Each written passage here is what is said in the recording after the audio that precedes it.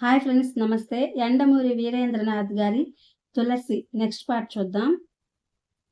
రాత్రి 11 కావస్తూ ఉండగా ద్వారకా శ్మశానం చేరుకున్నాడు. శ్మశానం చీకటిగా ఉంది. కొన్ని గంటల క్రితం కప్పబడిన మట్టిని 2 చేతులతోని తవ్వి పక్కకి పోశాడు. అరగంట గడిచేసరికి శవం బయటపడింది. అబ్రకదబ్ర భార్య శవం. గుడ్డలో చుట్టబడి ఉంది. కాళ్ళు కిందకి, మెడ కిందకి చేతులు జొనిపి పైకి లాగాడు. అలాగే తీసుకెళ్లి చెట్టు కింద పడుకోబెట్టాడు. నీటితో మొహాన్ని శుభ్రం చేశాడు. తర్వాత దాని ముందు కూర్చుని మంత్రోచ్చారణ ప్రారంభించాడు. ఒక గుడ్ల గూబ చెట్టు కొమ్మల మధ్య నుంచి అతడినే చూస్తోంది. నిద్ర మెలకు వచ్చిన కాకి పిల్ల గూడు బయటకు తలపెట్టి ఉత్సుకతతో గమనిస్తోంది అతడిని. ఒక తీతువు వికృతంగా అరుచుకుంటూ ఉత్తరం దిక్కుకేసి సాగిపోయింది. అతడు మాత్రం నిశ్చలంగా కూర్చుని మంత్రం చదువుతున్నాడు. 10 నిమిషాలు గడిచాక శవం కదిలింది. ఆ కదలికి ముందు నాలికతో జరిగింది. తరువాత గొంతు నుంచి అస్పష్టమైన శబ్దం వినిపించింది. ఆ తరువాత కదలిక వెంట్రుకలది. అవి కదిలి నిటారుగా అడవి పంది ముళ్లలా నిలబడ్డాయి. ఆ తరువాత కదలిక ముక్కపుటాల్లో కలిగింది. ఎగపీల్చడం ప్రారంభమైంది. అప్పుడు గుడ్లగూబ శబ్దం వినిపించింది. చర్మం మీద రోమాలు వెనక్కి వెళ్ళాయి. కుడి కన్ను మూసుకుని ఉండగా ఎడమ కన్ను తెరుచుకుంది. అది ఎర్రగా ఉంది. అది అంతా పాతాళ పుట్టి లక్షణం. సరిగ్గా అలానే జరిగింది. శాస్త్రంలో గురువు బోధించినట్టే సంతృప్తులైన దార్క వాగ్వాదం మొదలుపెట్టాడు. మాటల్లో శవాన్ని మభ్యపెట్టి కాలు పట్టుకోవాలి. అతడు మాట్లాడబోయేంతలో ఒక చిత్రం జరిగింది. శవం ఎవరో తోసినట్టు ధవిల్లున వెనక్కి పడిపోయింది. అతను నిశ్చేష్టుడయ్యాడు. ఊహించని విషయం అది. లేచిన శవం పడిపోవటం.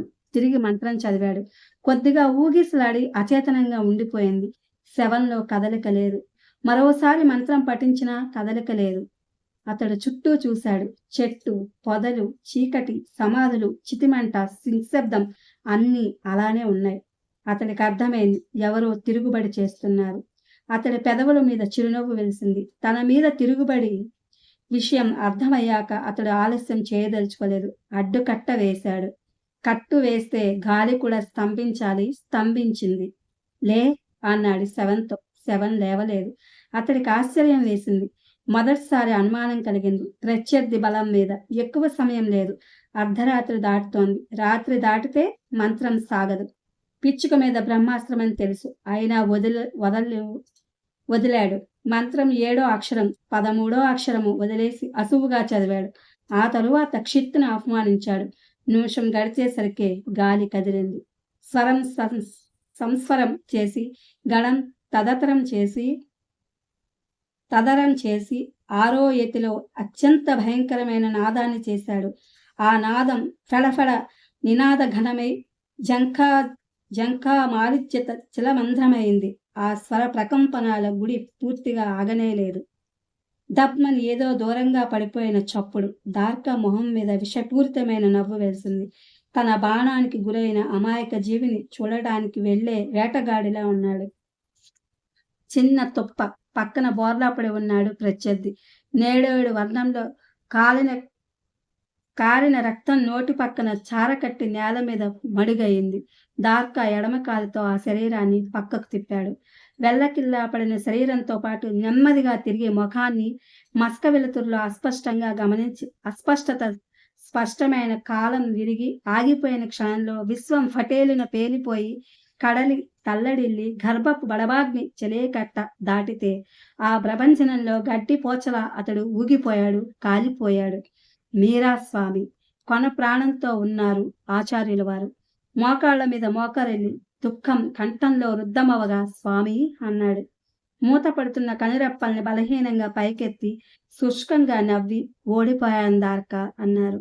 అప్రతిభూఢుడైన దార్కాకి నోట మాట లేదు. సర్వశక్తులు కూడగొట్టుకుని కంపిస్తున్న స్వరంతో మీరు ఓడిపోవటమా? మీ నోట వెంబడి వచ్చే ఓం అన్న అక్షరం ఒక్కటి చాలు బ్రహ్మాస్త్రమై మాలాంటి క్షుద్రుల్ని దహించడానికి. నిన్ను దహించడమా? ఏ గురువుకైనా శిష్యుడు కొడుకు లాంటి వాడు దార్కా. నా కోర్కెల్లా నా అమాయపు కూతుర్ని ఈ చదరంగం నుండి తప్పించడం. భూమి కంపించినట్టయింది. ఈమె మీ కూతురా అన్నాడు తడియారిన గొంతుతో. నా కూతుర్ని రక్షించుకోవటం కోసం నాకున్న కొద్ది శక్తి ఉపయోగించాను. నీ అపకారం జరగకుండా అది ఎలా చేయాలో నాకు తెలియదు. పోనీ నిన్నే అర్థిద్దామా అంటే నీ ఆశయానికి అడ్డు తగలనని నీకు మాట ఇస్తున్నాయే. ఆయన నోటి నుంచి మరింత రక్తం కారింది. నువ్వు నాకిచ్చిన మాట ఎందుకు తప్పావు దార్కా? నేనా మాట తప్పానా? ఆ ముగ్గురిని తప్ప నాలుగో ప్రాణికి అపకారం చేయనన్నవాడివి. ఆ అభియోగానికి నిశ్చేష్టుడైన దార్కా సంజాయిషీ చెప్తున్నవాడిలా అతడిని మానసికంగా చంపడానికి అని మరి ఆ వాక్యం పూర్తి చేయలేదు. అప్పటికే ఆవేశపు ప్రకటించిన వివరాలు ఇప్పుడు ఆవేదనలో తర్కించడం అనవసరం. అబ్రకదబ్ర మానసిక హింసలో ఇవన్నీ ఉంటాయని ఆ క్షణం ప్రయత్నం చేశాడు. ఆ వివరణకి ఇది కాదు సమయం. నా కూతురు అనారోగ్యం నాకు అనుమానాన్ని తెప్పించలేదు. కానీ మాటల సందర్భంలో నా అల్లుడు బిస్తా వెళ్ళిన వారిలో ఒకడని తెలిసింది. అతడి మరణం నీ చేతిలో తథ్యమని అర్థమైంది. కానీ నేను నీకు మాటిచ్చాను. అందుకే కొండంత దుఃఖంలో నా కూతురి వైధవ్యం కోసం రోజులు లెక్క పెట్టసాగాను. చాలా దారుణమైన దుఃఖం దార్కా అది. ఎంత వివరించినా అర్థం కాదు. ఈ ఆప్యాయతలు, ప్రేమలు, బంధుత్వాలు ఇంకోసారి తెరలా రక్తం బయటకొచ్చింది. క్షణానికి ఆయన శక్తి సన్నగిల్లుతోంది. శ్వాస భారమవుతోంది. హీనస్వరంతో చెప్పసాగాడు. నా కూతురు అనారోగ్యానికి కారణం నువ్వేనని తెలిసి విస్తుపోయాను. ఎలా నమ్మను? కానీ నమ్మక తప్పలేదు. ఇదేమిటి దార్కాయేనా ఇలా చేస్తున్నది అనుకున్నాను. నిన్ను బ్రతికించుకోవాలా? నా కూతుర్ని బ్రతికించుకోవాలా? నువ్వెక్కడ దొరుకుతావు నాకు? నాకిచ్చిన మాట తప్పిన వాడివి. నా మాట వింటావన్న నమ్మకం ఏముంది?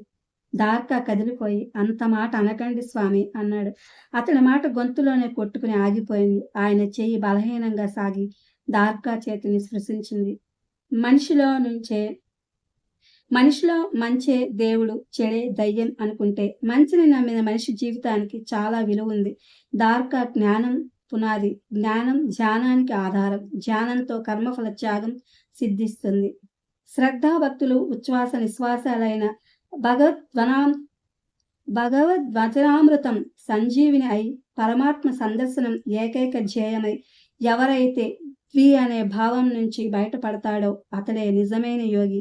ప్రతి మంత్రగాడు యోగే, ప్రతి ఆత్మ యోగే. కోర్కెల్ని క్షుద్రశక్తుల్ని ఆత్మ అనే మంత్రంతో అదుపులో పెట్టే మంత్రగాడే. ఆయన శక్తి నశించింది. శ్వాస క్షీణమైంది. కళ్ళు మూతలు పడ్డాయి. ఒక దివ్య జ్యోతి ఆయన మొహం మీద ప్రతిబింబించింది. ఆఖరి శ్వాస ఆయన గుండెల్లోంచి స్వర ప్రకంపనాల్ని వెలుబుచ్చింది. ఆది మధ్యాంతరం అంతా ఆ దైవమే, విశ్వమే, విష్ణు స్వరూపమే. జ్యోతిర్మయి గోళం, వాయువుల్లో కిరణ సమీరం, సమత్వ సంగీతం, సామరస్యే సరాలైన సామవేదం. మనుష్యుల్లో, మహర్షుల్లో, దేవతల్లో, గంధర్వుల్లో, పశుపక్ష్యాదుల్లో, వృక్షాల్లో, అస్త్రాల్లో, శస్త్రాల్లో అంతా ఆ ఓంకార స్వరూపమే. జాతస్య హి ధ్రువో మృత్యుః ధ్రువం జన్మ మృతస్య చ తస్మాద పరిహారత్యే నత్వం శోచితు మర్హసి. ఆయన పెదవులు ఆగిపోయినాయి. మోకాళ్ల మీద కూర్చుని ఉన్న దార్క చప్పున ముందుకు వంగాడు. ఆయన తలని ఒళ్ళోకి తీసుకున్నాడు. దుఃఖంతో కంఠం పూడుకుపోగా నేనేం చేయాలి అని అడిగాడు. మూతపడ్డ ఆచార్యుల కనిరెప్పల వెనుక ఆఖరి నవ్వు. నా మరణం నీకు కర్తవ్యాన్ని బోధించడం లేదా అన్నట్టు కదలాడింది. ఆయన తల వెనక్కి వాలిపోయింది. అతడు స్తబ్దుడైపోయాడు. ఇప్పుడిక విచారం లేదు, దుఃఖం లేదు. అంతా స్తబ్దతే. ఒక గొప్ప పరిణామానికి అది సూచన. మానసనే పాలకలని పరిశీలన అనే కవ్వంతో మదించుకుంటే బయటపడే అమృత కలశం నిర్ణయం. చప్పున ఏదో అర్థమైంది అతడికి. అర్థం అవగానే అంత విషాదంలోనూ ఆనందం వేసింది. ఒక్కోసారికి పొరగా తొలగిపోయినట్టు, కర్తవ్యం బోధపడినట్టు అతడి మొహం తేటబారింది. ఒక్కసారిగా పొరగా తొలగిపోయినట్టు, కర్తవ్యం బోధపడినట్టు అతడి మొహం తేటబారింది. అతడి ఊహని ప్రకృతి గ్రహించినట్టుంది. ఓ గాలి తెమ్మెర ప్రేమతో స్పృశించింది. శ్మశానమే ఇల్లు అయింది. అతడు లేచి నిలబడ్డాడు. తూర్పు నుంచి పైకి వస్తున్న వెలుగు రేఖ అతని మీద ప్రతిబింబించింది. అతడిప్పుడు మాంత్రికుడిలా లేడు, బుద్ధుడిలా ఉన్నాడు. గీతానుసారాన్ని గ్రహించిన జ్ఞానిలా ఉన్నాడు. ఆచార్యుల వారి పాదాలకు వంగి నమస్కారం చేశాడు. ఆయన కూతుర్ని తిరిగి బ్రతికించే ప్రయత్నం ప్రారంభించాడు. పాతాళ పుట్టిలో అది సాధ్యమే. ఇది ఫ్రెండ్స్ యండమూరి వీరేంద్రనాథ్ గారి Tulasi. Thank you for watching.